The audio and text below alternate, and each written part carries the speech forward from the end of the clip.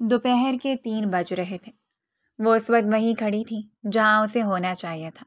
یہ اس کا روز کا معمول تھا۔ کچن کی ایک طرف بنے سنک کے سامنے کھڑی وہ جلدی جلدی پتیلی رگڑ رہی تھی۔ اس کے ہاتھوں میں ہلکی سی لرزش تھی اور چہرے سے تھکاوٹ چھلک رہی تھی۔ سبز آنکھیں نیند سے بوجھل تھیں۔ وہ صبح 5 بجے کی اٹھی تھی۔ دوبارہ ممانی نے اسے ایک پل بیٹھنے بھی نہ دیا تھا۔ پتیلی سنک میں پٹکتے مانور نے بے بسی سے برتنوں کی طرف دیکھا۔ یہ ختم کیوں نہیں ہو رہے؟ اس قدر نیند آ رہی ہے اور کھڑا بھی نہیں ہوا جا رہا۔ اس نے بے بسی سے پھیلے ہوئے کچن کو دیکھا تھا۔ پونی میں جکڑے ہوئے بالوں میں سے چند لٹیں نکال کر چہرے کے اطراف میں جھول رہی تھیں۔ دوپٹہ لاپرواہی سے گلے میں ڈال رکھا تھا۔ اس کے سبز رنگ کے جوڑے پر جا بجا جھاگ کے چھینٹے تھے۔ سرخ لب بار بار کچلنے کے باعث مزید لہو رنگ ہو رہے تھے۔ مانور نے بالوں کو کان کے پیچھے رستے ہوئے لاؤنج میں جھانک کر گھڑی پر وقت دیکھا، جس کا وقت اب 3 سے بھی آگے بڑھ رہا تھا۔ کام ختم کیے بغیر تو ممانی کمرے میں جانے بھی نہیں دیں گی، اسے پتا تھا۔ سو دوبارہ انہماک سے جلدی جلدی برتن دھونے لگی تھی۔ اور جبھی دروازے پر آہٹ ہوئی، کن کاموں میں لگی ہو؟ بند کرو اسے اور جا کر اپنے کمرے میں تیار ہو جاؤ۔ 6 بجے تمہارا نکاح ہے۔ الفاظ تھے یا کوئی بم جو اس کی سماعتوں پر پھوٹا تھا؟ مانور نے بے یقینی سے پلٹ کر دیکھا۔ دروازے کے بیچ میں ممانی کھڑی تھی، ویسے ہی تاثرات، وہی سخت چہرہ، ان کی نگاہیں جیسے مانور کے وجود کے آر پار ہو رہی تھیں۔ میرا کیا ہے؟ وہ بے یقینی سے بربرائی تھی۔ ممانی نے کھا جانے والی نگاہوں سے اسے دیکھا۔ نکاح ہے تمہارا مراد کے ساتھ؟ اب زیادہ ڈرامے مت کرو اور جلدی جا کر تیار ہو جاؤ۔ یہ برتن رات میں دھو دینا، وہ اسے حقارت آمیز لہجے میں کہتی ہوئی پلٹ گئی تھی۔ مانور کو لگا ساتوں آسمان ٹوٹ کر اس کے سر پر آن گرے ہوں۔ مراد اس کے لبوں سے بے آواز نکلا۔ آرمی یونیفارم میں ملبوس 29 سالہ ایک شاندار پرسنالٹی اس کے ذہن میں آئی تھی۔ دائیں گال میں پڑتا ڈمپل جو کبھی کبھار ہی دکھائی دیتا تھا، کیونکہ وہ سریل کبھی مسکراتا ہی نہیں تھا۔ ماتھے پر گرتے ہوئے بال جو ہمیشہ سلیقے سے ایک طرف جمے رہتے، مضبوط بازو اور 6 فٹ سے نکلتا ہوا قد، وہ کسی بھی لڑکی کا آئیڈیل تھا، لیکن کم سے کم مانور ملک کا نہیں۔ اس کی آنکھوں میں آنسو بھرنے لگے۔ کیا یہ کوئی نیا امتحان تھا؟ بہتے پانی سے ہاتھ دھو کر اس نے نل کا بند کیا تھا۔ اگر ممانی نے حکم دیا تھا تو پورا کرنا ضروری تھا، لیکن وہ ابھی شدید صدمے کی کیفیت میں تھی۔ آخر یہ کیسے ہو سکتا تھا؟ وہ مرنے کو تیار تھی مگر مراد سے نکاح کسی صورت نہیں۔ دوپٹے سے ہاتھ صاف کرتے ہوئے تیزی سے کچن سے نکل کر آئی تھی۔ ممانی اپنے کمرے میں جا رہی تھی۔ یہ سب کچھ کیا ہے؟ ممانی جان، میرا نکاح اچانک سے کیوں؟ اور وہ بھی مراد کے ساتھ؟ مجھے نہیں کرنا یہ نکاح، وہ بڑی مشکل سے بولی تھی۔ ممانی نے پلٹ کر اس کی طرف دیکھا۔ جلدی سے جا کر تیار ہو جاؤ اور دوبارہ میرا سر مت کھانا۔ اوقات سے زیادہ مل جائے تو تم جیسی لڑکیوں کو ہضم نہیں ہوتا، وہ نفرت بھرے انداز میں کہتے اپنے کمرے میں داخل ہو گئی تھی۔ مانور سناٹے میں رہ گئی۔ اگر وہ اس نکاح پر راضی نہیں تھی تو اپنے اکلوتے بیٹے کا نکاح اس سے کر کیوں رہی تھی؟ اس کا دل چاہا وہ دونوں ہاتھوں میں اپنا سر تھام لے۔ آزمائشیں پہلے کون سا کم تھیں جو ایک اور مصیبت سر پر آن پڑی تھی۔ وہ ناہل کچھ دیر کے بعد اس کے کمرے میں نکاح کا جوڑا اور باقی سامان رکھ گئی تھی۔ یہ اس کی ہونے والی نند تھی جس نے کبھی اسے سیدھے منہ بلایا تک نہ تھا۔ مانور کی آنکھوں میں آنسو امڑنے لگے۔ وہ پہلے اس گھر کی طے شدہ ملازمہ تھی، تو پھر اب یہ نکاح والا ڈرامہ کیوں تھا؟ اس کا جی چاہا وہ کھڑکی سے چھلانگ مار دے مگر فی الحال وہ یہ بھی نہیں کر سکتی تھی۔ سو خاموشی سے ہلکے گلابی رنگ کا وہ جوڑا پہن کر تیار ہو گئی تھی۔ آئینے کے سامنے بیٹھے اس نے اپنے عکس کو دیکھا۔ سبز آنکھیں بغیر کاجل کے بھی قاتل لگ رہی تھیں۔ گلابی رنگ کے جوڑے نے اس کے حسن کو مزید نکھار دیا تھا۔ پونی سے بالوں کو دھیرے سے آزاد کرتے اس نے ایک نظر خود کو دیکھا۔ کیا یہ حسن رائگاں جانے کے لیے بنایا گیا تھا؟ اس کی آنکھوں میں آنسو آنے لگے۔ مراد کا تصور ایک دفعہ پھر اس کی نگاہوں کے سامنے لہرایا تھا۔ مراد علی شاہ کی چوائس اتنی گئی گزری نہیں ہے۔ تم دنیا کی آخری لڑکی بھی بچی ہو تب بھی میں کم سے کم تمہیں نہیں اپناؤں گا۔ سرد پتریلی آواز اس کے کانوں میں گونجی تھی۔ اس نے بے بسی سے اپنی آنکھیں میچ لیں۔ اور کتنے ڈرامے کرنے ہیں تم نے؟ ہو گئی ہو تیار تو بتا کیوں نہیں دیتی؟ دھاڑ سے دروازہ کھول کر ممانی اندر داخل ہوئی تھی۔ تو یہ سب کچھ کوئی خواب نہیں تھا، کوئی وہم نہیں تھا۔ بلکہ یہ حقیقت تھی۔ ممانی نے اسے بازو سے پکڑ کر شیشے کے سامنے کھڑا کر دیا تھا۔ انہیں اس بات سے کوئی غرض نہیں تھی کہ مانور نے میک اپ کیا تھا یا نہیں۔ انہوں نے تو اس کا روپ ٹھیک سے دیکھا بھی نہیں تھا۔ یہ جوڑا یہ بھی پتہ نہیں کس کی مہربانی تھی۔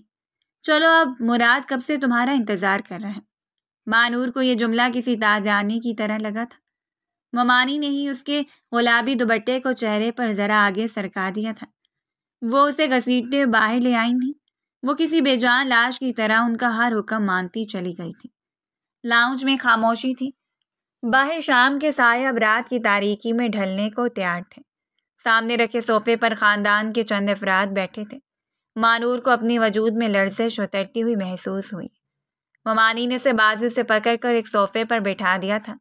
ایک مانوس سے خوشبو مانور کے آس پاس پھیلنے لگی۔ نکاح شروع کیجیے۔ بھاری مردانہ آواز لاؤنج میں گونجی تھی۔ مانور کا دل ڈوب کر بھرا۔ وہ اس کے برابر میں بیٹھا تھا، اس کے وجود پر اپنا حق جمانے کے لیے بالکل تیار تھا۔ تو آخر کار ہر طرح سے مجھے استعمال کر کے یہ لوگ تھک گئے تو انہوں نے ایک نیا طریقہ نکال لیا۔ اس کے لبوں پر ایک زہر خند مسکراہٹ بکھر گئی تھی۔ میں نے آخر یہ سوچ بھی کیسے لیا کہ میں ایک الگ حیثیت رکھتی ہوں۔ میں ایک بے وقت چیز ہوں، ان لوگوں کی غلام۔ اس کے اندر ایک طوفان برپا تھا۔ کسی نے کاغذات اس کے سامنے رکھے تھے۔ زبردستی اس کے ہاتھ میں ایک پین تھما دیا گیا تھا۔ سائن کرو مانور۔ اس کے برابر میں تہکمانہ آواز گونجی تھی۔ مانور نے اپنا سر جھکا لیا۔ وہ اپنے آنسوؤں کو روکنے کی کوشش کر رہی تھی۔ آنسوؤں کی باڑھ کے اس پار کچھ دکھائی نہیں دے رہا تھا۔ کیا ضروری تھا کہ میرے والدین مر جاتے؟ کیا ضروری تھا کہ میں کسی پالتو جانور کی طرح ممانی کے گھر میں پرورش پاتی؟ کیا ضروری تھا کہ میری شادی ایک ایسے شخص سے کی جاتی جس سے میں شدید نفرت کرتی ہوں؟ یہ سب کچھ میرے ساتھ ہی کیوں؟ وہ شکوہ کنا تھی، مگر یہ شکوہ لب پہ لانے کی جرأت اس کے اندر نہیں تھی۔ بچی گھبرا رہی ہے، کیا کوئی مسئلہ ہے؟ مولوی صاحب کی آواز لاؤنج میں گونجی تھی۔ مانور نے ایک جھٹکے سے سر اٹھایا۔ وہ چلا چلا کر اسے بتانا چاہتی تھی کہ وہ یہ نکاح نہیں کرنا چاہتی، مگر ساتھ بیٹھے مراد کی آواز ایک دفعہ پھر اس کے کانوں میں پڑی تھی۔ کوئی مسئلہ نہیں ہے۔ نکاح کے وقت اکثر لڑکیاں کنفیوز ہوتی ہیں۔ ایک مضبوط مردانہ ہاتھ نے اس کے ہاتھ کے اوپر اپنی گرفت مضبوط کی تھی۔ سائن کرو۔ اس نے مانور کی جانب جھکتے ہلکی سی سرگوشی کی تھی، اور اس سرگوشی میں چھپے حکم کو وہ اچھی طرح پہچانتی تھی۔ پلکیں جھپکا کر اس نے آنسو اپنے اندر اتارے۔ انکار کی جرأت اس کے اندر نہیں تھی، سو اس نے کپکپاتے ہاتھوں سے نکاح نامے پر دستخط کر دیے تھے۔ کچھ دیر بعد نکاح مکمل ہو چکا تھا۔ کمرے میں کسی نے کسی کو مبارکباد نہیں دی تھی، اور دیتے بھی کیوں؟ وہ کون سا کوئی شہزادی تھی جسے اپنانے پر یہ فیملی خوش ہوتی؟ مگر مانور کی سمجھ سے باہر تھا۔ وہ تو ویسے بھی ان سب کے حکم کی غلام تھی۔ 2 وقت کی روٹی کے بدلے وہ صبح سے لے کر شام تک ان کا ہر کام کرتی تھی۔ تو پھر اس 20 سالہ لڑکی سے ممانی اور ان کے اس خوبرو فوجی بیٹے کو مزید کیا چاہیے تھا کہ انہوں نے اسے نکاح جیسے بندھن میں باندھ دیا تھا؟ وہ کسی پتھر کے مجسمے کی طرح وہیں بیٹھی رہ گئی تھی۔ خاندان کے لوگ اٹھ اٹھ کر اب رخصت ہو رہے تھے۔ گھر میں سناٹا چھا گیا تھا۔ مناہل اسے اس کے کمرے میں لے جاؤ، میں تو بہت تھک گئی ہوں، آرام کرنے جا رہی ہوں۔ ممانی کی بیزار آواز اسے سنائی دی تھی۔ وہ یوں ہی ساکت بیٹھی رہی۔ امی، میں بہت تھک گئی ہوں، خود ہی چلی جائے گی یہ۔ کون سا کہیں کی شہزادی ہے؟ مناہل کی آواز اس کے کانوں میں پڑی تھی۔ وہ یوں ہی ساکت بیٹھی رہی۔ اس ذلت کی وہ عادی تھی۔ کچھ دیر بعد ساری آوازیں آنا بند ہو گئیں۔ مانور نے آہستگی سے اسے اپنے گھونگھٹ کو پیچھے سرکایا۔ وہ لاؤنج میں تنہا بیٹھی تھی۔ ساتھ والی جگہ خالی تھی، وہ بھی جا چکا تھا۔ بے وقتی کا احساس شدت سے اسے اپنے گھیرے میں لینے لگا۔ وہ آہستگی سے اٹھ کر اپنے کمرے کی سمت جانے لگی تھی جب بھاری آواز اس کے کانوں میں پڑی، میرے لیے چائے بنا کر میرے کمرے میں دے جاؤ۔ وہ سرتا پا لرز اٹھی تھی۔ اس نے گنیری پلکیں اٹھا کر اس کی سمت دیکھا، جو کم دینے کے بعد واپس پلٹ گیا تھا۔ اس نے ایک نظر بھی اس لڑکی کو دیکھنے کی زحمت نہیں کی تھی جسے کچھ دیر قبل اس کا نکاح ہوا تھا۔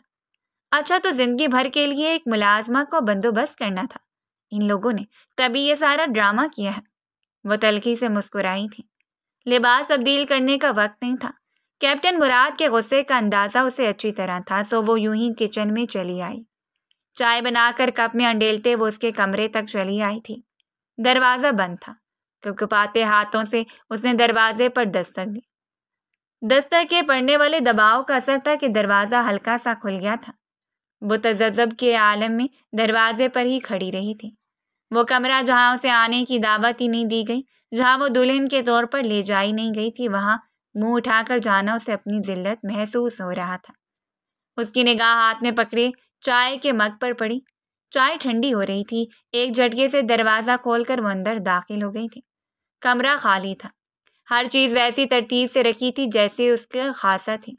مانور نے چاروں جانب نگاہیں گھمائیں، وہ کہیں دکھائی نہیں دیا تھا۔ چائے کا کپ میز پر رکھتے اس نے پلٹنا چاہا تھا جب ہی اس کی نگاہ دیوار گیر الماری پر پڑی۔ الماری کا ایک پٹ کھلا ہوا تھا۔ مانور 2 قدم چل کر الماری کے قریب آئی۔ اس کی آنکھیں تحیر سے پھیلی تھیں۔ واش روم سے پانی گرنے کی آوازیں آ رہی تھیں۔ شاید وہ واش روم میں ہی تھا۔ الماری سے کپڑے نکالنے کے بعد الماری کو بند کرنا بھول گیا تھا۔ مانور نے پلکیں جھپکائیں۔ جو کچھ وہ دیکھ رہی تھی وہ سچ تھا۔ الماری کے اندر ترتیب سے لگے اس کے کپڑوں کے ساتھ کچھ اور بھی تھا۔ مختلف ہینگرز میں لٹکے ہوئے زنانہ لباس جو سارے کے سارے انتہائی عریاں اور ماڈرن طرز کے تھے۔ مانور کی ہتھیلیوں میں پسینہ اترنے لگا۔ سامنے لگے سیاہ رنگ کے لباس پر اس کی نگاہیں جم کر رہ گئی تھیں۔ ایک پل کے لیے اس کے ذہن میں جھماکا سا ہوا۔ یہ لباس تو اسے وہ پہچانتی تھی۔ یہ لباس کس کا تھا؟ وہ بے اختیار 2 قدم چل کر الماری کے نزدیک آئی تھی۔ اس کے اوپر جیسے کسی نے ٹھنڈا ٹھار پانی انڈیل دیا۔ ذلت کا ایسا شدید احساس اسے آج سے پہلے کبھی نہیں ہوا تھا۔ ایک منظر اس کی نگاہوں کے آگے لہرایا تھا۔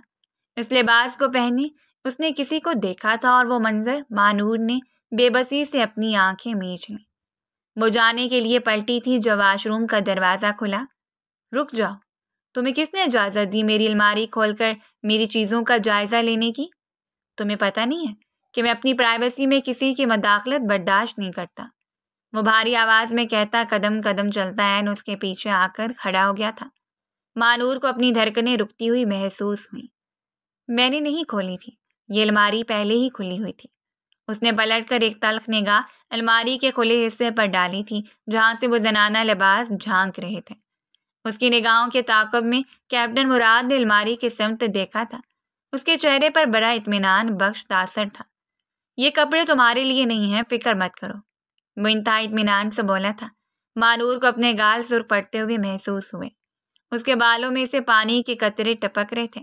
ٹاول ہاتھ میں لیے وہ اسے 2 قدم کے فاصلے پر کھڑا تھا۔ ٹراؤزر اور ٹی شرٹ میں ملبوس وہ سونے کے لیے تیار تھا، مگر اس کی نگاہیں مانور کے سراپے پر گڑی تھیں۔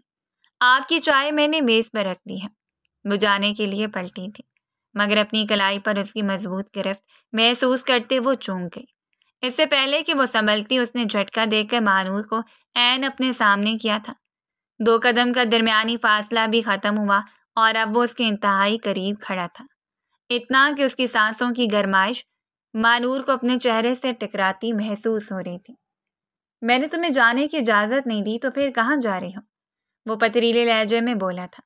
مانور کی آنکھوں میں نمی اترنے لگی۔ مراد علی شاہ نے گہری نگاہوں سے اس کا جائزہ لیا تھا۔ سبز آنکھوں میں خوف اور آنسو تھے۔ اس کے لمبے بال چانوں پر بکھرے ہوئے تھے۔ گلابی رنگ کے خوبصورت لباس میں اس کا دراز قد نمایاں ہو رہا تھا۔ دوپٹہ شانوں سے پھسل کر نیچے جا رہا تھا۔ وہ اس کی بیوی تھی، اس کی منکوہا۔ جیولری نہیں پہنی تھی تم نے؟ مراد نے دھیرے سے اس کے کان کی لو کو چھوا تھا۔ مانور کے وجود میں جیسے کوئی کرنٹ سا دوڑ گیا۔ پیچھے ہٹیں۔ اس نے دونوں ہاتھوں سے پوری قوت سے مراد کو دھکا دیا تھا۔ وہ اچانک لڑکھڑا گیا۔ سپاٹ چہرے پر اچانک ہی برہمی کے آثار نمودار ہوئے تھے۔ تولیہ بیڈ پر پٹکتے وہ یکدم اس کی طرف لپکا تھا۔ آئندہ مجھ سے اس طرح بیہیو مت کرنا۔ اس کی کلائی کو موڑتے اس کی پشت کے ساتھ لگاتے اس نے ایک جھٹکے سے اسے پیچھے سے جکڑا تھا۔ مانور کی آنکھوں میں آنسو امڑنے لگے۔ وہ شاید اس کی بے بسی کا لطف اٹھا رہا تھا۔ مانور اچھی طرح جانتی تھی کہ مراد علی شاہ نامی اس کزن کو اس کے اندر کوئی دلچسپی نہیں ہے۔ وہ اسے 6 مہینے پہلے جیسی لڑکی کے ساتھ دیکھ چکی تھی، وہی اس کی پسند تھی، لیکن پھر اس کے ساتھ وہ یہ سب کچھ کیوں کر رہا تھا؟ پلیز مجھے جانے دیں، وہ بے بسی سے بولی تھی، مگر مضبوط مردانہ گرفت اس کے گرد مزید سخت ہوئی تھی۔ وہ اس کے پشت پر بکھرے بال ایک ہاتھ سے ہٹا رہا تھا۔ گلابی فراق کا پچھلا گلا گہرا تھا۔ مانور کو اپنے وجود میں سوئیاں سے گرتی ہوئی محسوس ہو رہی تھیں۔ تم پر پورا پورا حق ہے میرا، اور میں اپنا حق لینا اچھے سے جانتا ہوں۔ نکاح کیا ہے میں نے تم سے، وہ بھاری آواز میں کہہ رہا تھا۔ مانور کو گردن اور کمر پر اس کا لمس محسوس ہو رہا تھا۔ اس نے سختی سے اپنی آنکھیں میچ لیں۔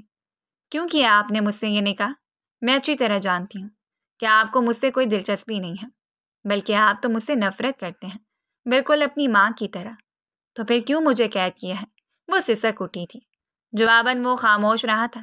بائیں ہاتھ سے اسے جکڑے، دائیں ہاتھ سے اس نے پچھلے گلے کی ڈوری کو آہستگی سے کھول رہا تھا۔ میرا دل چاہ رہا تھا، اور جو میرا دل چاہتا ہے میں وہ کر گزرتا ہوں۔ جانتی ہو ابھی میرا دل کیا چاہ رہا ہے؟ وہ جیسے اس کی حالت کا لطف لے رہا تھا۔ مانور نے بمشکل اپنی سسکی کو روکا۔ یہ نشان کیسے ہیں؟ اچانک ہی وہ چونکا تھا۔ اس کی گرفت ڈھیلی پڑی۔ مانور اس پل کا فائدہ اٹھا کر تیزی سے اس سے دور ہوئی تھی۔ اس کا سانس بے ترتیب تھا۔ وہ سامنے کھڑا سوالیہ نگاہوں سے اسے دیکھ رہا تھا۔ تمہاری کمر پر نشانات ہیں، سرخ رنگ کے، کچھ تازہ اور کچھ پرانے۔ یہ کیسے نشانات ہیں؟ وہ 2 قدم چل کر اس کے قریب آیا تھا، مگر مانور ایک لمحہ بھی اس عفریت کی گرفت میں نہیں رہنا چاہتی تھی۔ ایک آخری نگاہ اس پر ڈالتی وہ لڑکھڑاتے قدموں سے اس کے کمرے سے نکل بھاگی تھی۔ وہ اپنے کمرے کے وسط میں کھڑا خاموشی سے اسے جاتا دیکھ رہا تھا۔ کمرہ خالی ہو گیا تو اس نے زمین پر پڑے گلابی زرتار دوپٹے کو ہاتھ سے اٹھایا تھا۔ ایک مسکراہٹ اس کے لبوں پر بکھر گئی۔ میں نے کہا تھا نا، جو میں چاہوں اسے حاصل کر کے رہتا ہوں، چاہے مجھے اسے اپنی زندگی میں رکھنا ہو یا نہیں۔ زیر لب بربراتے اس نے دوپٹہ اٹھا کر الماری کے اندر پھینک دیا تھا۔ وہ اندھا دھند بھاگتی اپنے کمرے میں داخل ہوئی تھی۔ باہر سے دروازہ بند کرتے اس نے دروازے کی دونوں کنڈیاں بند کی تھیں، یوں جیسے وہ دروازہ توڑ کر اندر آ جائے گا۔ اپنی گردن اور پشت پر اسے اس کی انگلیوں کا لمس اب تک محسوس ہو رہا تھا۔ مانور کا جی چاہا اپنی کھال ادھیر کر پھینک دے، مگر وہ بے بس تھی، اور اسی بے بسی کے زیر اثر وہ دونوں ہاتھوں میں چہرہ چھپا کر پھوٹ پھوٹ کر رونے لگی تھیں۔ وہیں دروازے کے ساتھ لگ کر نیچے بیٹھتے اسے اپنی بے بسی پر شدید رونا آ رہا تھا۔ وہ یہاں سے بھاگ کر بھی کہیں نہیں جا سکتی تھی۔ جاتی بھی تو کہاں؟ یہ شخص اسے ہر جگہ سے ڈھونڈ لینے کی طاقت رکھتا تھا۔ خوف مانور کو جکڑے جا رہا تھا۔ رات دھیرے دھیرے گزرنے لگی تھی۔ اس کے لبوں پر ایک ہی دعا تھی، کیپٹن مراد کی چھٹی جلد ختم ہو اور وہ یہاں سے چلا جائے۔ مگر وہ یہ نہیں جانتی تھی کہ آنے والے لمحات اس کے لیے کیا امتحانات لے کر آنے والے ہیں۔ اسے یاد تھا وہ صرف 12 سال کی تھی جب اس کے والدین کا انتقال ہوا تھا۔ 12 سے 20 سال کا یہ عرصہ اس نے اس گھر میں کسی حقیر شے کی طرح گزارا تھا۔ کوئی اور رشتہ دار اسے رکھنے پر تیار نہ تھا۔ سب کے گھروں میں بیٹیاں تھیں اور مانور کا حسن سب کو خائف کرتا تھا۔ اس کی موجودگی میں خاندان کی ہر لڑکی پس منظر میں چلی جاتی تھی۔ اس کے واحد ماموں بہن کی اولاد کو یوں رلتا ہوا دیکھ نہیں سکتے تھے، سو اسے اپنے گھر لے آئے۔ یہ اور بات کہ وہ خود زیادہ تر عرصے اپنی ڈیوٹی پر ہی رہتے تھے۔ فوج کی ڈیوٹی کے دوران انہیں گھر آنے کی فرصت ذرا کم ہی ملتی تھی، سو وہ مکمل طور پر ممانی اور ان کے اکلوتے بیٹے کے ہتھے چڑھ گئی تھی۔ اسے یاد تھا وہ صبح سے لے کر رات تک سب کے کام کیا کرتی تھی، اور کھانا کھاتے وقت اکثر ممانی اس کی پلیٹ کا کھانا بھی مراد کی پلیٹ میں منتقل کر دیتی تھی۔ وہ اس سے عمر میں 9 سال بڑا تھا۔ سکون سے اپنی ماں کو یہ سب کرتے ہوئے دیکھتا وہ خود بھی اسے زج کرنے کا کون سا موقع جانے دیتا تھا۔ وہ شاید کالج میں تھا جب مانور نے اس کے کمرے میں لڑکوں کو اور اس سے مل کر سگریٹ پیتے دیکھا تھا۔ اس کے اوسان خطا ہوئے تھے۔ یہ ایسا جرم تھا جو قابل معافی نہ تھا۔ سو وہ الٹے قدموں بھاگتے ہوئے ماموں اور ممانی کے کمرے میں آئی تھی۔ وہ دونوں سو رہے تھے۔ اس کے دروازہ دھڑدھڑانے پر وہ باہر نکلے۔ مراد اپنے کمرے میں دوستوں کے ساتھ مل کر سگریٹ پی رہا ہے۔ اس نے جیسے اپنی طرف سے انکشاف کیا تھا۔ ماموں بگڑے تیوروں کے ساتھ اس کے ساتھ آئے تھے۔ مانور کو پکا یقین تھا کہ آج تو اس کے سارے کیے کی سزا اسے مل کر رہے گی۔ مگر یہ کیا؟ وہ آگے جائے نماز بچھائے نماز پڑھ رہا تھا۔ جھوٹی ہے یہ، میرے بیٹے پر الزام لگاتی ہے، احسان فراموش کہیں گی۔ ممانی نے زوردار تھپڑ اس کے گال پر دے مارا تھا۔ ماموں نے نفرت بھری نگاہ اپنی بھانجی پر ڈالی تھی اور پلٹ گئے تھے۔ وہ آخری دن تھا جب مانور کو لگا کہ وہ اسے ہرا سکتی ہے، اسے اپنے ساتھ کیے گئے ظلموں کا بدلہ لے سکتی ہے۔ وہ اپنے کیے ہر نقصان کو مانور کے سر رکھ دیتا تھا۔ جواباً وہ ممانی سے بری طرح سے پٹتی رہتی تھی۔ شکر تھا کہ اس کا کیڈٹ کالج میں داخلہ ہو گیا تو ان سب کو خدا حافظ کہہ کر کاکول چلا گیا تھا۔ مانور نے سکھ کا سانس لیا۔ اب مظالم کرنے کے لیے صرف ممانی ہی بچی تھیں۔ انہیں مانور کو مارنے کی اتنی عادت ہو گئی تھی کہ صبح شام میں ایک دفعہ وہ اسے ہاتھوں سے، ڈنڈوں سے، وائپر سے، جو بھی چیز ان کے ہاتھ لگتی اس سے بری طرح سے پیٹ ڈالتی تھی۔ نہ جانے انہیں مانور سے کیا مسئلہ تھا۔ شاید اس کی خوبصورت شکل و صورت کے سامنے انہیں اپنی بیٹی کمتر دکھائی دیتی تھی۔ مانور کے دن کام کرتے اور راتیں تکیے میں منہ چھپاتے روتے ہوئے گزر جاتی تھیں۔ اسے بس ایک ہی امید تھی کہ شاید اس کی شادی کسی اچھے گھرانے میں ہو جائے تو وہ ایک اچھی زندگی گزار پائے، لیکن اسے نہیں پتا تھا کہ ایک روز اس کی یہ امید بھی دم توڑ جائے گی۔ اس نے اپنی آنکھوں سے لبریز آنکھیں صاف کی، ایک نگاہ اپنے گلابی جوڑے پر ڈالی تھی۔ یہ اس کے نکاح کا ثبوت تھا۔ وہ ایک دفعہ پھر پھوٹ پھوٹ کر رونے لگی تھی۔ کیوں؟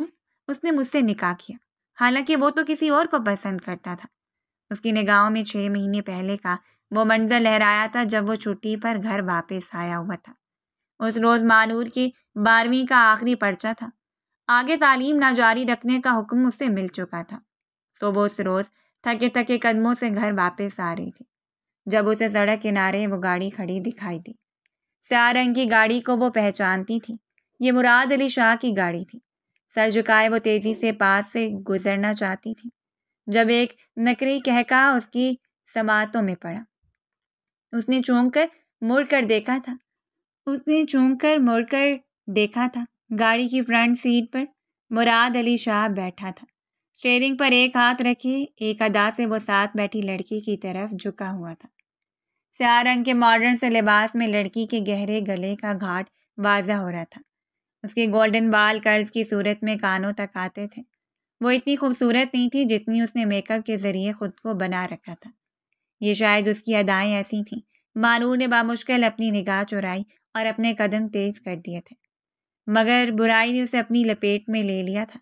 اس کی آہٹ محسوس کرتے مراد علی شاہ نے اسے پلٹ کر دیکھ لیا تھا اور اگلے پل وہ دروازہ کھول کر گاڑی سے باہر نکل آیا۔ مانور نے دور سے نظر آتے ماموں کے گھر کی طرف دیکھا اور اپنی رفتار بڑھا دی تھی، مگر وہ کسی موت کی طرح اس کے سر پر مسلط ہوا تھا۔ کیا کرو گی گھر جا کر؟ بتاؤ گی کہ میں اپنی گاڑی میں کسی انجان لڑکی کو لے کر گھوم رہا ہوں؟ وہ پیچھے سے طنزیہ انداز میں بولا تھا۔ مانور نے پلٹ کر اسے دیکھا۔ کیڈٹ کالج میں تعلیم حاصل کرنے کے بعد وہ مزید نکھر کر واپس آیا تھا۔ بھوری آنکھوں کی چمک پہلے سے بڑھ گئی تھی۔ اس طرح بال ویسے ہی اس کے ماتھے پر بکھرے ہوئے تھے جنہیں وہ ایک ہاتھ سے سنوار کر پیچھے کر رہا تھا۔ اس کا پہلے بھی دراز تھا اور اب تو مزید خوبرو ہو گیا تھا۔ نہیں، میں کسی کو کچھ نہیں بتاؤں گی، وہ اتنا کہہ کر چلنے لگی تھی۔ اپنے پیچھے سے مراد علی شاہ کا کہکا سنائی دیا تھا۔ بتانا بھی مت، ورنہ جانتی ہو نا پچھلی بار کیا ہوا تھا تمہارے ساتھ؟ وہ زیر لب مسکرایا تھا۔ مانور کے قدم لڑکھڑانے لگے۔ اس نے رفتار مزید تیز کر دی تھی۔ ویسے میں تمہیں بتا دوں کہ میں اسے پسند کرتا ہوں اور بہت جلد میں اسے شادی کرنے والا ہوں، وہ پیچھے سے ایک دفعہ پھر اونچی آواز میں بولا تھا۔ مانور نے بے اختیار پلٹ کر اسے دیکھا۔ اس کے لبوں پر بڑی بھرپور مسکراہٹ تھی۔ کیوں حیران ہو رہی ہیں؟ کیا کہیں تم تو مجھ سے شادی نہیں کرنا چاہتی؟ نہیں یار، اگر ایسا ہے تو سوچنا بھی مت۔ تم دنیا کی آخری لڑکی بھی ہوئی تب بھی میں تم سے شادی نہیں کروں گا۔ وہ مسلسل اس کی حالت کا لطف لے رہا تھا۔ مانور کو اس کی بات نے سر سے لے کر پیر تک سلگا دیا تھا۔ نفرت سے وہ سر جھٹکتے پلٹ گئی تھی۔ وہ تصور میں بھی دیکھ سکتی تھی کہ وہ مسکرا رہا تھا۔ اس کی پچھلی بار کی عزت افزائی کا سوچ کر لطف لے رہا تھا۔ اس کے دائیں گال میں پڑنے والا ڈمپل واضح ہو رہا ہوگا۔ گھر آ چکا تھا، سو وہ خاموشی سے اندر داخل ہو گئے، جہاں بکھرا کچن اور گھر کے سارے کام اس کے منتظر تھے۔ وہ 2 روز بعد واپس چلا گیا تھا۔ مانور بھی اسے بھول بھال گئی اور صرف 6 مہینے بعد ہی جب وہ واپس آیا تھا تو اس نے اس کی دنیا تہس نہس کر دی تھی۔ اپنے آنے کے اگلے روز ہی نہ جانے کیا سوچ کر اس نے مانور سے نکاح کر لیا تھا۔ یہ نکاح اس کے گلے کا توق ثابت ہو رہا تھا۔ مانور کو اپنی سانس رکتی ہوئی محسوس ہوئی، اور جب زندگی اسی طرح گزرنی ہے تو پھر مجھے اعتراض کرنے کی کیا ضرورت ہے؟ بیڈ پر لیٹتے اس کی آنکھوں میں آنسو تھے۔ آج جس طرح اس نے مانور کو اپنی گرفت میں لیا تھا، اپنے وجود پر اس کا لمس اسے انتہائی برا لگ رہا تھا۔ آنکھیں بند کر کے وہ سونے کی کوشش کرنے لگی تھی۔ جسم پر لگے وہ سرخ نشان سے لگنے لگے تھے جو ہر دفعہ کی غلطی پر ممانی کی جانب سے اسے دیے گئے تھے۔ صبح کمرے میں پھیلتی روشنی نے اسے جاگنے پر مجبور کیا تھا۔ بھاری ہوتے سر کو دونوں ہاتھوں میں تھامتے وہ اٹھ بیٹھی تھی۔ پوری رات رونے کی وجہ سے اس کی آنکھیں متورم تھیں۔ کپڑے تبدیل کر کے ہاتھ منہ دھو کر وہ کمرے سے باہر نکل آئی تھی۔ ممانی کا موڈ سخت خراب تھا۔ وہ خاموشی سے کچن میں جا کر اپنے روزمرہ کے کام کرنے لگی تھی۔ اسے اس بات کی کوئی خوش فہمی نہیں تھی کہ اب چونکہ وہ اس گھر کی بہو بن چکی ہے تو اس کی حیثیت میں کوئی فرق آیا تھا۔ نہ جانے وہ کہاں تھا، گھر میں تھا یا کہیں چلا گیا تھا۔ اس کا خیال آتے ہی مانور کو اپنے حلق تک میں کرواہٹ گھلتی ہوئی محسوس ہوئی تھی۔ اسے کچن میں کھڑے دوسرا گھنٹہ تھا جب مسلسل دروازے پر ہوتی بیل نے اس کی توجہ اپنی طرف مبذول کروا لی۔ وہ جھنجھلاتے ہوئے کچن سے باہر نکلی تھی۔ لاپرواہی سے دوپٹے سے ہاتھ پونچھتے وہ دروازے تک آئی۔ کون ہے باہر؟ اس نے جھنجھلا کر پوچھا تھا۔ جواباً کوئی نہ بولا تو اس نے دروازہ کھول ڈالا تھا اور اگلے ہی پل کے لیے وہ جیسے ساکت رہ گئے۔ کھلے دروازے کے باہر ایک لڑکی کھڑی تھی، کانوں تک آتے کرلی بال، جدید مہنگا لباس، اس کے چہرے پر بڑا پر اعتماد سا تاثر تھا۔ مراد گھر پر ہے، وہ بڑے استحقاق سے کہتی ہوئی کھلے دروازے سے اندر داخل ہو گئی تھی۔ مانور نے ساکت نگاہوں سے اس کی سمت دیکھا۔ یہ چہرہ، یہ لڑکی وہی تھی۔ اسے گاڑی کا وہ منظر یاد آیا جب اس نے ان دونوں کو انتہائی بے باکی سے ایک دوسرے کے ساتھ باتیں کرتے دیکھا تھا۔ مانور اندازہ نہ کر سکی کہ اسے اس لڑکی سے اچانک اتنی نفرت کیوں محسوس ہوئی تھی۔ اب وہ سوال کر کے جواب سننے بغیر اندر کی طرف قدم بڑھا گئی تھی، جیسے یہ گھر اسی کا ہو اور وہ ہمیشہ سے یہاں آنا جانا رکھتی ہوں۔ سلگتے ہوئے مانور نے دروازہ دھاڑ سے بند کیا تھا اور اس کے پیچھے پیچھے واپس اندر داخل ہوئی تھی۔ وہ لاؤنج میں کھڑی چاروں طرف کا جائزہ لے رہی تھی جب اپنے کمرے کا دروازہ کھول کر مراد باہر نکلا تھا۔ اسے دیکھتی لڑکی نے انتہائی جوش سے اپنا ہاتھ ہلایا تھا۔ سیڑھیوں سے نیچے اتر کر آتے مراد کے لبوں پر بڑی دلکش مسکراہٹ بکھر گئی تھی۔ مانور نے ایک نفرت بھری نگاہ ان دونوں کی طرف ڈالی۔ اگر وہ دونوں ایک دوسرے کو پسند کرتے تھے اور شادی کرنا چاہتے تھے تو اسے نکاح کرنے کی کیا ضرورت تھی؟ وہ اتنی فالتو تھی کہ گھر میں ایک شو پیس کی طرح سجا دی جاتی۔ اس کے اندر ابال اٹھنے لگے تھے۔ آوازیں سن کر ممانی جان بھی اندر سے نکل کر باہر آ گئی تھیں۔ مراد لڑکی کا تعارف کروا رہا تھا۔ یہ سونیا ہے، میری بہت پرانی دوست ہے۔ اس نے اتنا ہی کہا تھا۔ مانور سلگ اٹھی۔ ہاں، پوری بات بھی تو بتائے نا کہ یہ سونیا ہے، میری مستقبل کی اصلی اور حقیقی بیوی۔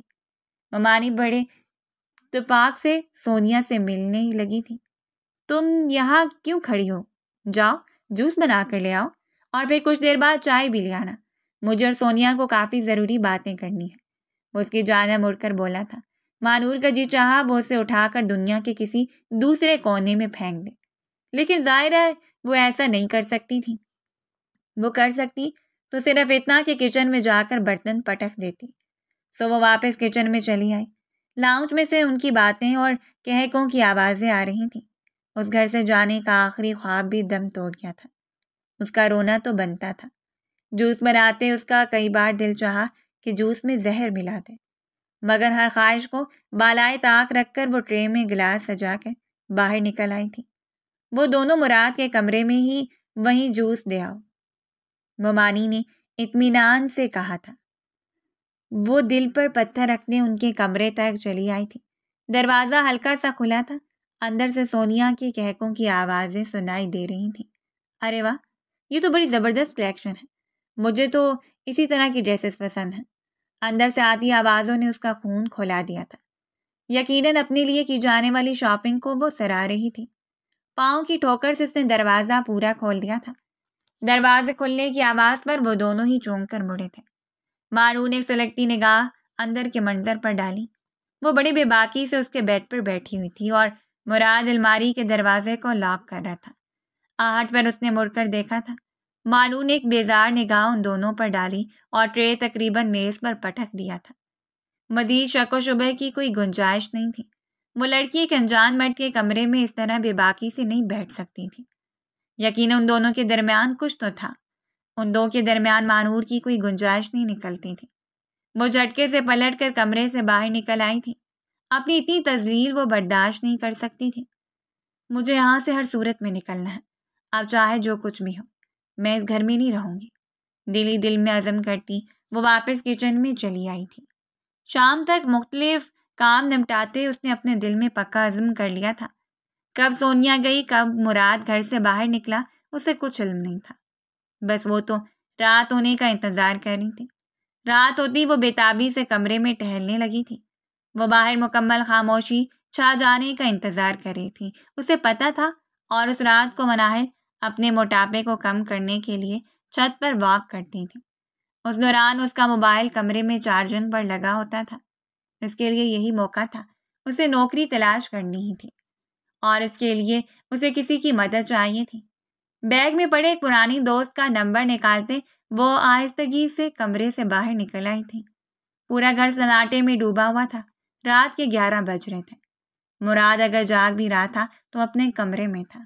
کسی کے بھی جاگنے سے پہلے میں یہ کال کر کے جلدی واپس آ جاؤں گی۔ وہ دل ہی دل میں عزم کرتے مناہل کے کمرے کے سامنے کھڑی ہوئی تھی۔ اگر مناہل کمرے میں ہوئی تو میں کہوں گی مجھے اس کے جوتے چاہیے۔ وہ دل ہی دل میں عزم کر رہی تھی۔ آہستگی سے دروازہ کھول کر اندر داخل ہوئی اور سکون بھرا سانس لیا۔ مناہل اندر نہیں تھی، یقیناً وہ اوپر واک کر رہی تھی۔ وہ گھنٹے بھر سے پہلے نیچے نہیں آنے والی تھی۔ مانو نے دیکھا اس کا موبائل سامنے ڈریسنگ ٹیبل پر دھڑا تھا۔ وہ موبائل کے پاس چلی آئی۔ اسے پاس ورڈ پتا تھا۔ کئی دفعہ مناہل نے اس کے سامنے ہی موبائل کا لاک کھولا تھا۔ ایک نظر دروازے پر ڈالتے اس نے تیزی سے موبائل کا پاس ورڈ کھولا۔ اس کی ٹانگیں لرز رہی تھیں۔ آج سے پہلے اس نے ایسا کوئی کام کیا جو نہ تھا۔ دوسری جانب بیل جاتی رہی اور آخر کال ریسیو کر لی گئی۔ یہ اس کی ایک پرانی دوست تھی۔ بانو نے لرزتے لہجے پر قابو پا کر اپنی دوست سے مدد مانگی تھی۔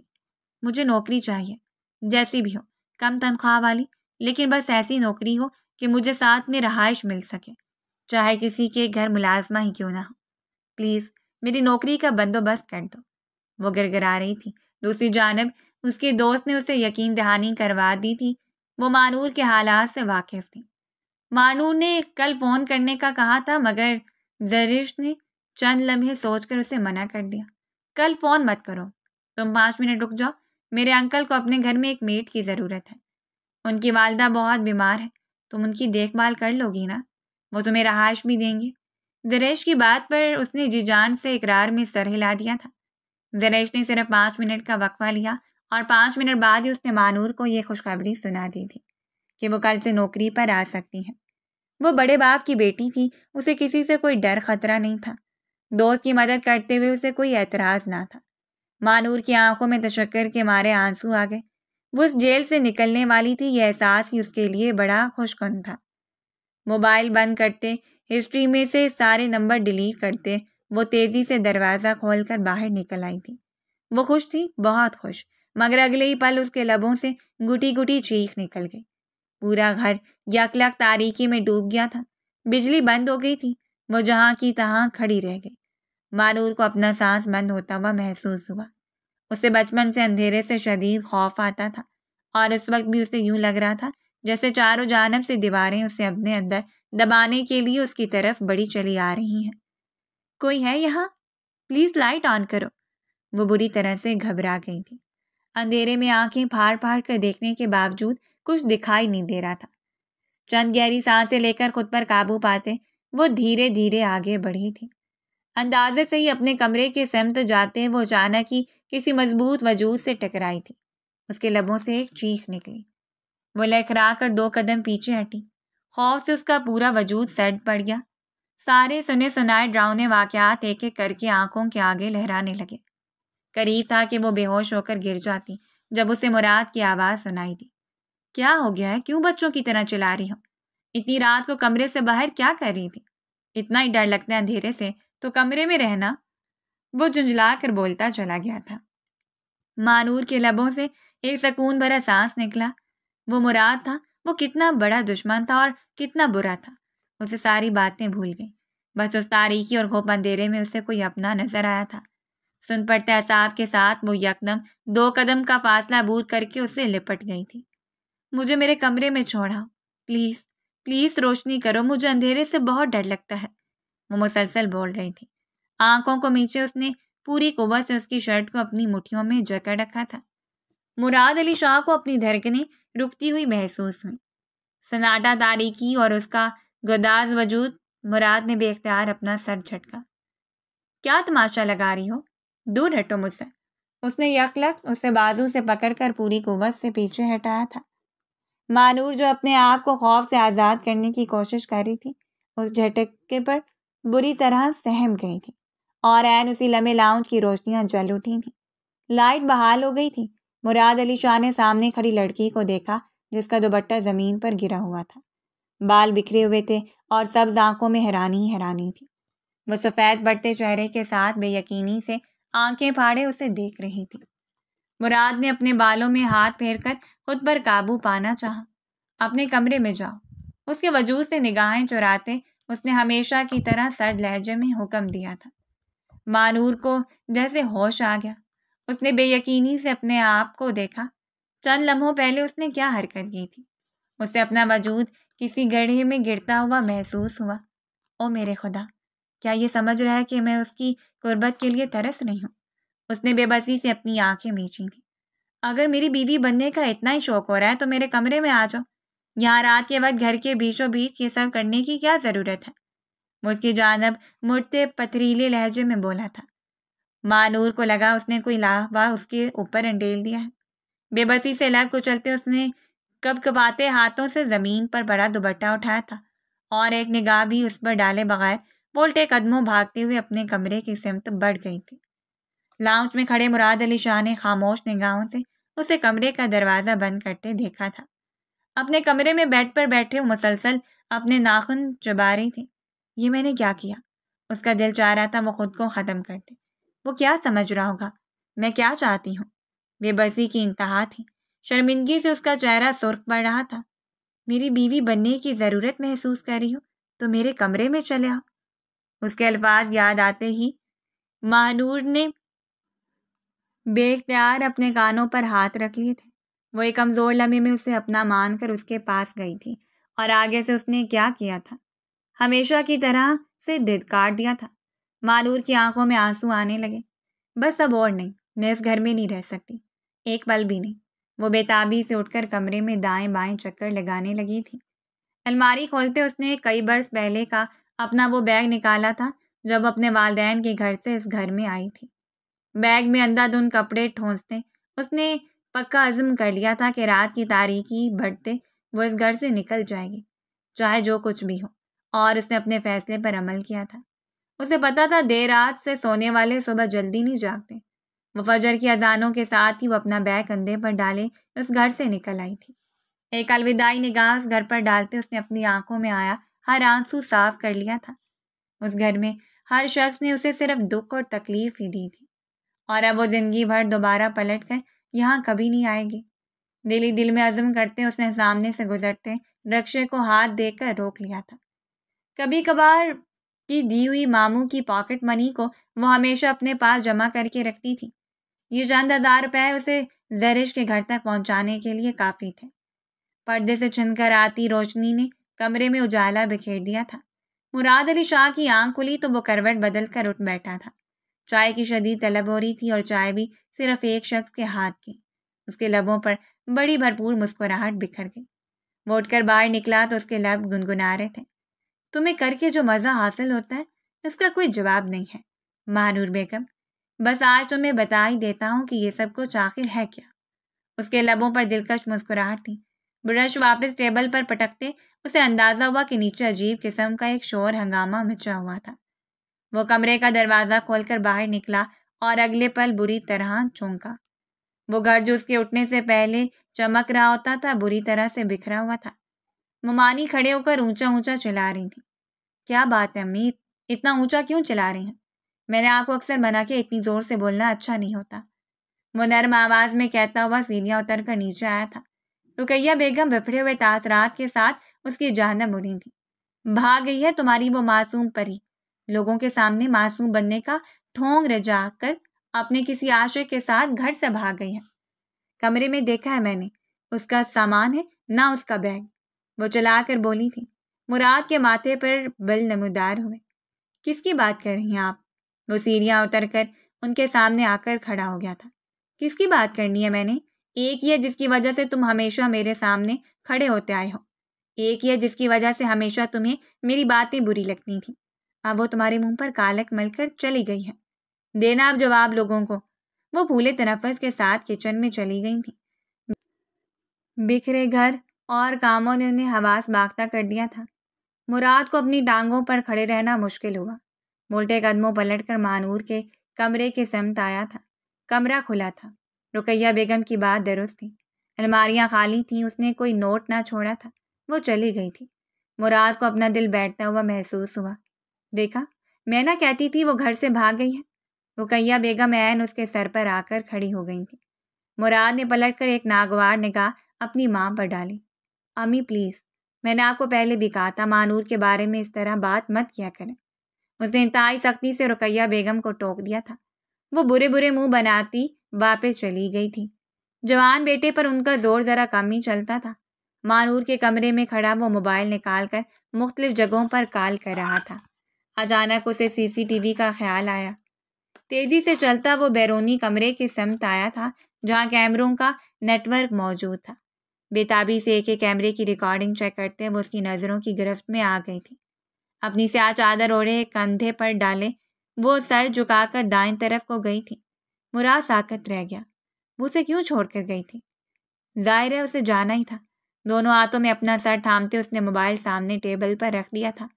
تم نے اتنی جلدی کیوں کی مانور؟ میں سب کچھ کلیئر کر دیتا۔ میں تمہیں سب بس بتانے ہی والا تھا۔ وہ پچھتاوے کی شدید احساس دب رہا تھا۔ ریکارڈنگ کو ایک جگہ روکے مسلسل اسے دیکھ رہا تھا۔ نہیں مانور، میں تمہیں کہیں نہیں جانے دوں گا۔ میں تمہیں واپس لاؤں گا، اس گھر میں اور اپنی زندگی میں جہاں کا تم ہمیشہ حصہ رہی ہو۔ گہری سانس لیتے وہ موبائل اٹھاتے پلٹ گیا تھا۔ شام تک وہ اپنے ہر کانٹیکٹ کو استعمال کر چکا تھا۔ جگہ جگہ پر مانور کی تلاش کے لیے ٹیمیں بھجوا چکا تھا۔ اسے پورا یقین تھا وہ جلد ملنے والی تھی، مگر اس کا دل اسے ملنے والا تھا یا نہیں، اس بات سے وہ خود بھی ناواقف تھا۔ اسے اتنا انتہائی قدم اٹھایا تھا تو اس کا مطلب یہی تھا کہ وہ بری طرح سے ٹوٹ چکی تھی۔ اپنے کمرے کا دروازہ کھول کر اندر آتے مراد کے دل میں ایک ٹیس سی اٹھی تھی۔ یہی اس کمرے میں اس نے پہلی دفعہ مانور کو چھوا تھا۔ گہری سانس لے کر بیڈ پر بیٹھتے ایک ایک منظر اس کی آنکھوں کے آگے سے گزر رہا تھا۔ وہ کم عمر تھا جب وہ سبز آنکھوں والی دبلی پتلی سی لڑکی ان کے گھر آئی تھی۔ پہلی نظر میں ہی وہ اسے اتنی اچھی لگی کہ مراد کا دل چاہے وہ زندگی بھر کے لیے اسے صرف اپنے پاس رکھ لے۔ اور پھر اس نے ایسا ہی کیا۔ وہ جان بوجھ کر اس کے کام خراب کرتا، جان بوجھ کر اسے تنگ کرتا، ضد کرتا تاکہ وہ ہر وقت اسی کے متعلق سوچتی رہے۔ اس کی سوچ کامیاب ہوئی تھی۔ وہ ہر وقت اس کے متعلق سوچتی تو رہتی، مگر خوف سے، گھبراہٹ سے وہ اتنا ڈرتی تھی کہ اگر وہ کوئی کام اس کے فائدے کے لیے بھی کرتا تب بھی اسے برا ہی لگتا تھا۔ اور شومئی قسمت، اس روز جب وہ پہلی دفعہ دوستوں کے ساتھ ایڈونچر کرنے کے لیے سگریٹ پی رہا تھا تو اسی نے اسے دیکھ لیا۔ وہ پہلا موقع تھا جب مراد کو اس پر غصہ آیا۔ وہ اپنی ماں کی جانے والی زیادتیاں دیکھتا تھا، اسی لیے دبے دبے انداز میں اپنی ماں سے لڑتا رہتا تھا۔ امی، آپ کیوں اس بیچاری کے ساتھ زیادتی کرتی ہیں؟ اس کے والدین مر گئے ہیں، اس میں اس کا تو قصور نہیں۔ سارا دن وہ گھر کے کام کرتی ہے۔ وہ جب بھی کالج سے واپس آتا اسے گھر گھن چکر بنے دیکھ کر ماں سے الجھ پڑتا۔ جواباً رقیہ بیگم اسے گھوری ڈال کر خاموش کر دیا کرتی تھیں۔ یہ عورتوں کے معاملات ہیں، گھر کے کام نہیں سکھاؤں گی تو اگلے گھر جا کر شرمندہ کروائے گی، لوگ کہیں گے ممانی نے ماں بن کر نہیں پالا۔ وہ خاموش ہو جاتا تھا۔ وہ کچن میں کام کری ہوتی تو جا کر جان بوجھ کر اسے کام کہتا، اس کے کاموں میں کیڑے نکالتا، زیادہ سے زیادہ اسے اپنے سامنے رکھنے کی وہ بہانے ڈھونڈا کرتا تھا۔ فوجی تربیت مکمل ہونے کے بعد اسے اچھی پوسٹ پر نوکری ملی تھی۔ پوسٹ کا اثر تھا یا اس کی خوبصورت پرسنالٹی کا کہ وہ مزید نکھر کر واپس آیا تھا۔ اور اس روز جب گاڑی میں مانور نے اسے سونیا کے ساتھ دیکھا تھا، میز پر رکھا فون بج رہا تھا۔ اس نے موبائل اٹھایا، لفظ سونیا لکھا جگمگا رہا تھا۔ کال ریسیو کرتے اس نے کان سے لگایا۔ دوسری جانب وہ پریشانی سے پوچھ رہی تھی، تمہاری وائف ملی یا نہیں؟ جواباً مراد علی نے نفی میں سر ہلایا تھا۔ وہ اس کی پرانی دوست تھی، فوج میں اس کی ڈیوٹی ایک ایجنٹ کے طور پر تھی، اسی لیے وہ خاص کھلی ڈلی اور بے باک تھی۔ وہ اسے پسند کرتی تھی۔ مراد کو اس بات کا اندازہ تھا، مگر اس روز گاڑی میں وہ اسے صاف طور پر بتا رہا تھا کہ اس کے دل میں صرف اس کی کزن ہے۔ جواباً اس نے کشادہ دلی سے مراد کی پسند کو قبول کر لیا تھا۔ وہ اسے کلیئر کر کے مڑا ہی تھا جب اسے گاڑی کے برابر میں سے تیزی سے گزر کر وہ گھر کی سمت جاتی دکھائی دی۔ اس کا شدت سے دل چاہا وہ اس کا سرخ پڑتا چہرہ دیکھے، سو اسے مخاطب کر بیٹھا تھا اور جو کچھ منہ میں آیا وہ کہتا چلا گیا تھا۔ وہ بس زیادہ سے زیادہ دیر اسے اپنے سامنے رکھنا چاہتا تھا، یہ جانے بغیر کہ اس کے الفاظ مانور کے دل پر کیا قیامت ڈھاتے تھے۔ اسے یاد تھا وہ اس بار واپس آیا تھا جب گھر آتے اس نے مانور کو پوچھا تھا، میں جانتی ہوں تو بار بار اس کا کیوں پوچھتا ہے؟ اس کا خیال اپنے دل سے نکال دے۔ میں نے اس کے لیے راشدہ کا بیٹا پسند کر لیا ہے، طلاق یافتہ ہے، خوش رکھے گا۔ مانور کو رقیہ بیگم نے اطمینان سے دھماکہ کیا تھا۔ منہ تک جاتا چمچ مراد نے واپس پلیٹ میں رکھا۔ ایک بات آپ کو بتا دوں امی، مانور میری بیوی بنے گی اور صرف میری۔ اگر آپ نے آئندہ اس کے ساتھ کسی اور مرد کا نام لیا تو میں بھول جاؤں گا کہ میرا اور آپ کا رشتہ کیا ہے۔ آج تک آپ نے اس کو کسی ملازمہ کی طرح استعمال کیا ہے۔ جب تک میری اس سے شادی نہیں ہو جاتی اب کر لیں اپنی مرضی، لیکن اس کے بعد میں گھر میں میڈ رکھوا دوں گا۔ آپ مانور کے اوپر اتنا بوجھ ڈالنا بند کریں۔ اس نے دو ٹوک انداز میں ماں کو اپنے اور مانور کے نکاح کا حکم دے دیا تھا۔ رقیہ بیگم جذبزد ہو کر رہ گئی۔ انہیں پتا تھا بیٹے نے اگر کوئی فیصلہ کر لیا تو وہ نہیں مانے گا، حالانکہ یہ فیصلہ اس نے ماں کے دل پر رکھ کر ہی کیا تھا، مگر نہ چاہتے ہوئے بھی ہم نے یہاں پر انہوں نے اگلے روز مانور اور مراد علی کے نکاح کی حامی بھر لی تھی اور اس نے اپنا کہا پورا کر دکھایا۔ رخصتی کے لیے وہ 2 ماہ انتظار کرنا چاہتا تھا۔ فی الحال وہ صرف 15 دن کی چھٹی پر آیا تھا، مگر اب اسے لگتا تھا جیسے وہ کبھی واپس جا ہی نہیں پائے گا۔ وہ جا چکی تھی جسے ہمیشہ اپنے سامنے رکھنے کے لیے وہ ہر حربہ استعمال کرتا تھا۔ مراد نے بے بسی سے گھڑی میں وقت دیکھا، صبح کے 6 بج رہے تھے۔ ابھی تک اسے کہیں سے کوئی خبر نہیں ملی تھی۔ دن گزرتے رہے، ہر گزرتے دن کے ساتھ اس کی بے چین اور پریشانی بڑھتی جا رہی تھی۔ رقیہ بیگم کی حالت بری تھی۔ گھر میں مراد علی شاہ کو کہہ کر انہوں نے 2 کام والی رکھ لی تھی، مگر جتنا کام مانور کرتی تھی انہیں حیرت ہوتی تھی کہ سارا گھر ہر وقت چمکا رہتا تھا۔ وہ کتنی نیک اور کام کی لڑکی تھی یہ انہیں اندازہ ہو رہا تھا۔ اب تو وہ دن رات دعائیں مانگتی تھی کہ کہیں سے مانور مل جائے تو وہ اسے سر آنکھوں پر بٹھا کر رکھیں گی، اور شاید ان کی دعاؤں کا اثر تھا یا مراد علی کی خاموش محبت کا کہ اسے ایک روز اپنے ایک ساتھی کی کال موصول ہوئی تھی۔ اسے مانور کی موجودہ لوکیشن کے بارے میں اطلاع دے رہا تھا۔ یہ ان کے شہر سے فاصلے پر ایک چھوٹا سا شہر تھا جہاں وہ رہ رہی تھی۔ اسی وقت گاڑی نکالتے وہ اس شہر کی طرف روانہ ہو گیا تھا۔ 1 گھنٹے بعد وہ اس لوکیشن پر موجود تھا۔ بار بار گھڑی دیکھتے وہ اس کے باہر نکلنے کا انتظار کر رہا تھا۔ وہ سامنے نظر آتے اسپتال کے اندر تھی۔ جس عورت کی دیکھ بھال کی نوکری وہ کر رہی تھی اس کا چیک اپ کروانے کے لیے وہ یہاں آئی تھی۔ اس کا انتظار آخر کار ختم ہوا۔ اسے وہ باہر نکلتی دکھائی دے رہی تھی۔ ویل چیئر پر بیٹھی بوڑھی عورت کو دھکیلتی اس نے زرد رنگ کا خوبصورت لباس پہن رکھا تھا۔ دوپٹہ کندھوں پر ڈالے اس نے اپنے بالوں کو نفاست سے پونی میں جکڑ رکھا تھا۔ مراد کو محسوس ہوا اس کے چہرے کی سوگواری پہلے سے بڑھ گئی ہے۔ اس کے ساتھ ایک اور ملازم موجود تھا۔ ویل چیئر پر بیٹھی بوڑھی عورت کو اسی ملازم نے احتیاط سے اٹھا کر گاڑی میں بٹھایا تھا۔ وہ پلٹ کر دوسرے دروازے کی سمت جا رہی تھی جب مراد تیزی سے اس کے سامنے آیا۔ مانور، اس کی آواز پر وہ چونک کر پلٹی تھی اور مراد علی شاہ کے چہرے پر نظر پڑتے ہی وہ ایک پل کے لیے ساکت رہ گئی۔ وہ اپنا اس کا درمیانی فاصلہ عبور کرتے تیزی سے اس کے سمت آ رہا تھا۔ یہ نہیں ہو سکتا۔ وہ بے اختیار 2 قدم پیچھے ہٹی۔ وہ اس کی زندگی میں دوبارہ نہیں جا سکتی تھی وہی تذلیل سہنے۔ مانور کی آنکھوں میں پانی اترنے لگا۔ وہ اس تک پہنچ چکا تھا۔ اس نے یہ کیسے سوچ لیا کہ وہ اسے ڈھونڈے گا نہیں؟ اس نے بس ایک لمحہ لگایا تھا فیصلہ کرنے میں اور اگلی پل مڑ کر وہ اندھا دھند سڑک کے دوسری سمت بھاگی تھی، یہ جانے بغیر کہ سڑک پر ٹریفک پانی کی طرح بہہ رہا تھا۔ مراد علی کے لبوں سے بے اختیار اس کا نام نکلا تھا۔ وہ دوڑتی روڈ کراس کری تھی۔ مراد جانتا تھا اس کا انجام کیا تھا۔ وہ تیزی سے اس کے پیچھے لپکا تھا، مگر اس کے پہنچنے سے پہلے سامنے سے آتی گاڑی نے اسے بری طرح سے ہٹ کر کے دوسری جانب اچھال دیا تھا۔ وہ کسی تنکے کی مانند اٹھتے ہوئے روڈ پر جا کر گری تھی۔ اس کا وجود ساکت ہوا اور آس پاس سرخ لہو پھیلنے لگ گیا تھا۔ مراد کو اپنی دنیا ختم ہوتی محسوس ہوئی۔ وہ اندھا دھند دوڑتے اس تک پہنچا تھا۔ لوگوں کی بھیڑ جمع ہونے لگی تھی۔ وہ بے حس و حرکت زمین پر پڑی تھی۔ مراد کی آنکھیں دھندلی ہونے لگیں۔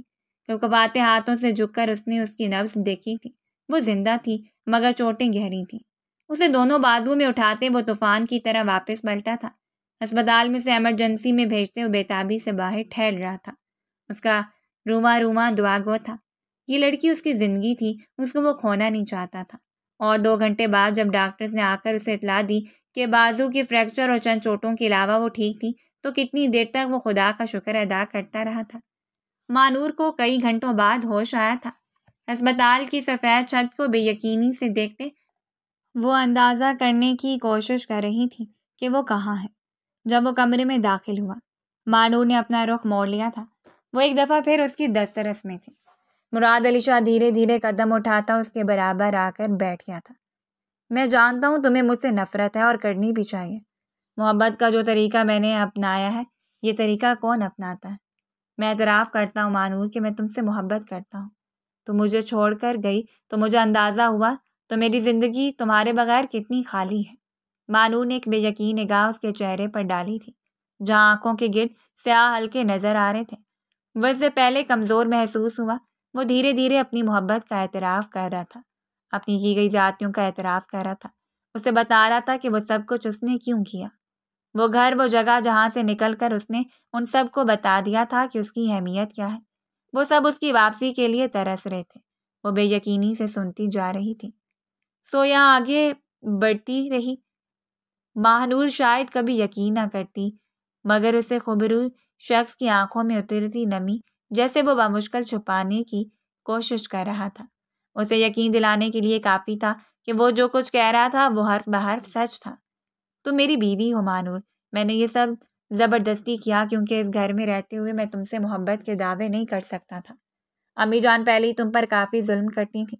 اگر میں انہیں بتا دیتا کہ میں تمہیں چاہتا ہوں تو نہ جانے تمہارے کردار پر کیا کیا الزام لگاتی، مگر اب وہ ایسا کچھ نہیں کریں گی کیونکہ میں نے انہیں 2 ٹوک کہہ دیا ہے کہ وہ جتنے داغ تمہیں دے چکی ہیں اتنے کافی ہیں۔ اس کے بعد تمہارے وجود پر ان کا کوئی حق نہیں۔ وہ دھیرے سے اس کا ہاتھ چومتا کہہ رہا تھا۔ مانور کی آنکھوں میں آنسو امڑنے لگے۔ پچھلے 1 مہینے سے وہ جس طرح ایک حقیر ملازمہ کی زندگی گزاری تھی، اسے اپنے گھر کی قدر معلوم ہو گئی تھی، اور اگر قدر کرنے والا خود پلٹ کر اس تک آیا تھا تو انکار نہیں کرنا چاہتی تھی۔ وہ اسے ایک موقع دینا چاہتی تھی۔ کیا میرے ساتھ چلو گی؟ میں وعدہ کرتا ہوں کہ اب اس گھر میں تمہارے ساتھ کوئی برا سلوک نہیں ہوگا، اور وہ سارے کپڑے جو الماری میں لٹکے ہیں وہ سب میں نے تمہارے لیے خریدے تھے۔ ایبراڈ کے ہر ٹور پر کمرے میں تو مجھے پہن کر دکھا ہی سکتی ہوں۔ اس نے آخری بات بھی کلیئر کر دی تھی۔ مانور نے تیزی سے اپنا رخ پھیرا۔ اس کے گالوں پر سرخی پھیل گئی تھی۔ مراد کو اس لمحے وہ بے حد اچھی لگی۔ تمہارے بازو کا فریکچر ٹھیک ہو جائے تو میں باقاعدہ طور پر رخصتی رکھ لوں گا، قبول ہے نا؟ وہ مسکراتے ہوئے پوچھ رہا تھا اور جواباً اس نے بھی مسکراتے ہوئے حامی بھر لی تھی۔ جب خدا نے اس کے لیے پھولوں بھری جنت کا فیصلہ کر لیا تھا تو وہ اپنے لیے جہنم کیوں چنتی؟ محبت ان دونوں کا راستہ دیکھ رہی تھی اور وہ دونوں اس سفر پر جانے کے لیے تیار تھے۔